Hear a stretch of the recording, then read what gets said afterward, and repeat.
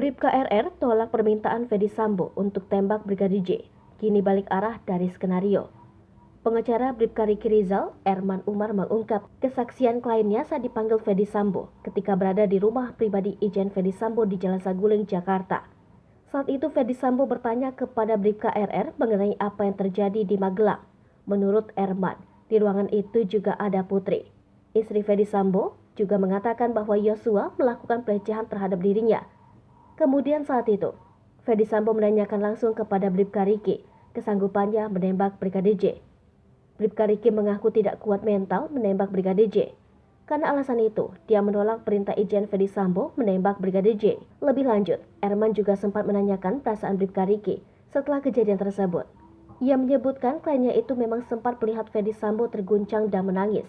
Kendati demikian, Bribka Riki tidak tahu alasannya. Erman menuturkan, Riki hanya mengetahui adanya pertengkaran Kuat Ma'ruf dan Yosua. Namun dia sama sekali tak tahu apakah pertengkaran itu terkait dengan peristiwa di Magelang. Bribka RR memutuskan mencabut keterangan sebelumnya setelah mendapat dorongan dari istri dan adik. Dilansir tribunnews.com, ia diminta jujur terkait kejadian sebenarnya di Duren 3, Jakarta Selatan. Lebih lanjut, Erman mengungkapkan, Bribka Riki sebelumnya memang mengikuti skenario yang telah dibuat Ferdy Sambo. Namun, setelah istri dan adiknya berkunjung, Bribka Riki memutuskan untuk mengubah keterangannya. Erman Umar mengungkapkan, Bribka Riki sempat merasa takut pada Ferdy Sambo hingga memutuskan mengikuti skenario yang dibuat. Rasa takut itu, ujar Erman, muncul lantaran status Ferdy Sambo yang merupakan atasan Bribka Riki. Kendati demikian, keberanian Bribka Riki kemudian muncul setelah keluarganya memberikan penguatan. Tak hanya itu, Erman sendiri selalu mendorong Bribka Riki untuk jujur, termasuk saat menjalani pemeriksaan menggunakan lie detector.